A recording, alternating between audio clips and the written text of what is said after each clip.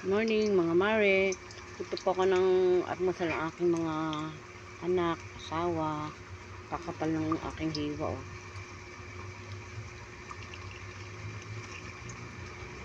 Kakainin naman namin kahit makakapal siya. Tag-iisa na lang.